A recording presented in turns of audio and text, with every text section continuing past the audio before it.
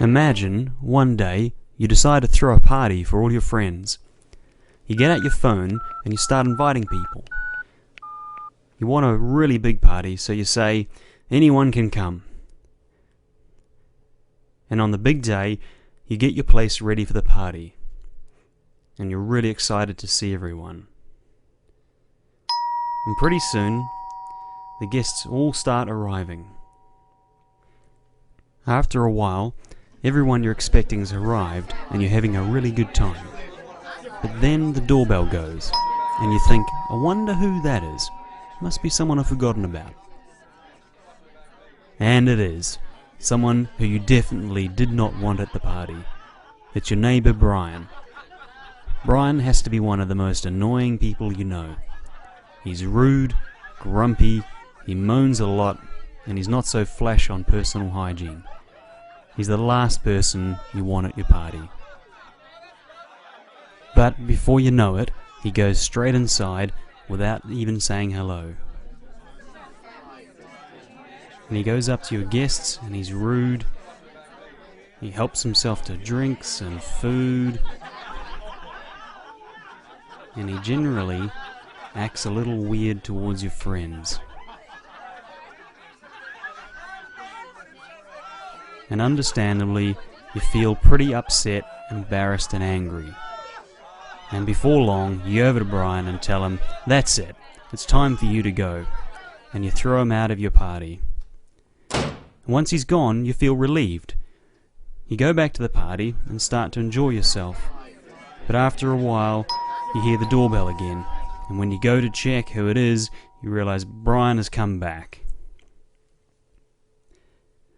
And before you can stop him, he opens the door and races back into the party. So you go out and get him and throw him out again. This time though, you decide you're going to make sure he doesn't come back. So you decide to stand by the door and make sure he can't get back in. And this works fine. Brian can't get back in and you feel good about this. Trouble is, you realize that all the while you're missing out on the party. You can hear everyone else outside having a good time. You want to be out at the party too. But because you can't stand Brian, you can't risk him coming back in again. And you don't know what to do.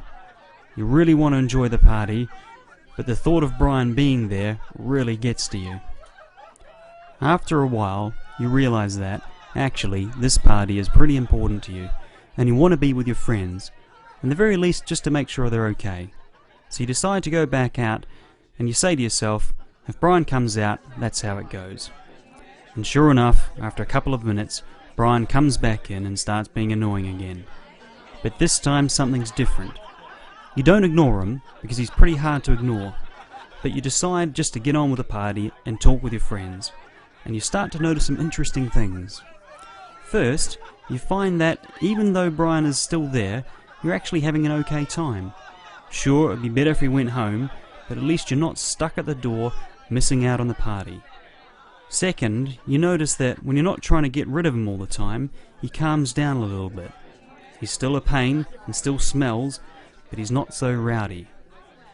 And then after that, you start to notice some other things about Brian you hadn't actually seen before. Like that he has a quirky sense of humour, even though it's buried pretty deep. And he even makes a couple of friends of yours laugh. And you wonder to yourself, what will you do next time you have a party?